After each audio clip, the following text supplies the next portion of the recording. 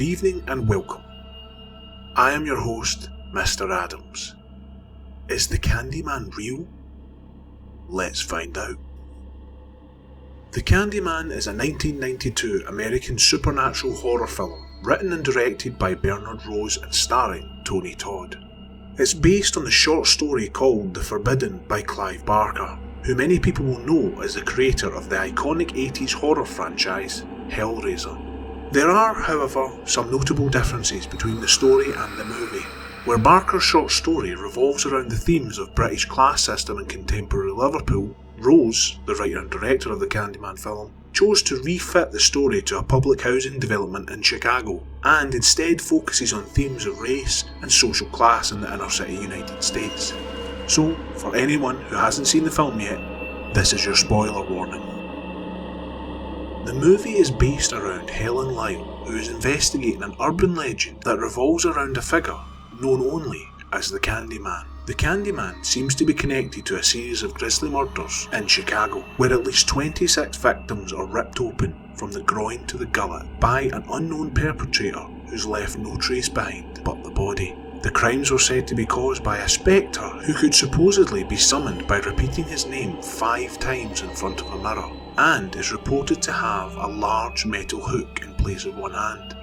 We see Helen go into one of the crime scenes to take pictures. During this scene, she goes into the bathroom and climbs through the medicine cabinet to gain access to another apartment, where she discovers a huge painting of the Candyman. Shortly after this, the Candyman then appears to Helen while she's alone. He boasts about how everyone that she loves, including her husband named Trevor, would abandon her, and surrendering herself to him and becoming part of the urban legend would be her only option now. The Candyman then frames Helen for murder and the disappearance of a baby, thus leading Helen to be institutionalised. However, the Candyman then slaughtered her psychiatrist and allows her to leave the facility. Helen then returns to the original crime scene, only to discover that she may in fact be the reincarnation of the former Candyman's lover, thus explaining why he would target her in particular. She eventually discovers the missing baby in a bonfire, but the residents who saw the Candyman in it came out in a mob to burn the murderer. Helen managed to save the baby, but at the cost of her own life. At the end of the film, her husband Trevor, who was attempting to summon Helen by repeating her name 5 times in front of the mirror, unexpectedly succeeds and is brutally butchered by her, revealing that she's become part of the Candyman's deadly legend. It's quite clear to anyone who knows even a little about urban legends that this movie combines 2 of the most famous. First, we have the Candyman's appearance. He's clearly been influenced by the story of the Hookman. For those who don't know, the basic premise involves a young couple cuddling in a car with the radio playing. Suddenly, a news bulletin reports that a serial killer has just escaped from a nearby institution. The killer has a hook. In the end, the killer's hook is either found hanging from the door handle or embedded in the door itself. Different versions include a scraping sound on the car door. In another version, the woman sees a shadowy figure watching the couple from nearby. The man leaves to confront the figure, who then suddenly disappears. Thinking that his date just imagined it, the man returns to the car only to see that the woman has been brutally murdered with a hook. The second would be how the Candyman is summoned by saying his name several times into a mirror. This is very similar to the modern version of the urban legend known as Bloody Mary. In this modern version of Bloody Mary, the way to summon her is to repeatedly chant her name into a mirror, placed in a dimly lit or candlelit room. The name must be repeated 3 times. The Bloody Mary apparition allegedly appears as a corpse, witch or a ghost that can be friendly or evil, and is sometimes seen covered in blood. The lore surrounding the ritual states that participants may endure the apparition screaming at them, cursing them, strangling them, stealing their souls, drinking their blood, or scratching their eyes out. So that must answer the question then. The Candyman is just the amalgamation of 2 classic urban legends made into a fictional story to sell a book and a movie.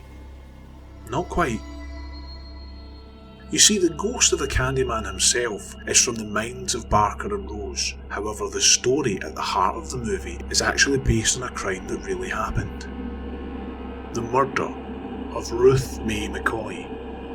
At 8:45 PM on April the 22nd, 1987, McCoy called 911 to report that an intruder had thrown the cabinet down and was trying to get in through our bathroom medicine cabinet. The dispatcher wasn't quite sure what that meant, so dispatched a car at 8:47 PM to a disturbance with a neighbour complaint and not a higher priority break-in attempt. At 9:02 PM, no officers had arrived. At that time, a neighbour called to report hearing gunshots from her apartment. Police arrived on scene at 9:10 PM. They knocked on the door but didn't receive an answer, so they asked dispatch to dial McCoy's phone. Through the door they heard the phone ringing repeatedly without an answer. They tried to get a key from the project's office to no avail. Hesitant to break down the door, they left at 9:48 PM. The next afternoon, the friend goes to notify the project office of the situation. They respond by drilling in McCoy's lock, where they found her dead in the bathroom from 4 gunshot wounds. McCoy lived in Chicago's ABLA housing project in a section called the Grace Abbott Homes. She lived on the 11th floor. As it turned out, the ABLA projects had a weird architectural anomaly in that certain apartments connected to one another via a pipe chase behind the bathroom cabinets of each. This design was intended to provide easy access to the plumbing fixtures if maintenance was needed. In some cases, apartments above and below each other connected as well. Unfortunately, this also provided easy access for burglars and other nefarious characters to other units, as the bathroom medicine cabinets were easily removable from each end, so one could simply remove the cabinet from the wall of the apartment they were in, crawl through the pipe chase, and push in the cabinet of the unit they were trying to access. Break-ins via this method had been going on in the ABLA projects for some time, to the extent where residents would put furniture in front of the bathroom doors, or tie them with rope before going to bed. 2 men, Edward Turner, 18, and John Honduras, 21, were charged with murder, home invasion, armed robbery, armed violence, and residential burglary. Witnesses claimed that they saw the men carrying McCoy's 19-inch colour TV and rocking chair around the project in the early morning hours after her death. However, due to the lack of evidence, the charges against the 2 men were dropped after 2 years of the trial. One piece of evidence that seems strange to all involved is that the cabinet of McCoy was never found, leading some to believe she never had one, and when police checked the adjoining apartment, they found the cabinet to be secured in place. The case remains unsolved. And then, to answer the question of this video, is the Candyman real? No, however, like all good scary movies, it was based on a true story. I've been your host, Mr Addams.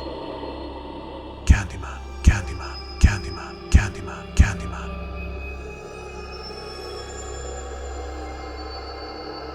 Be my victim.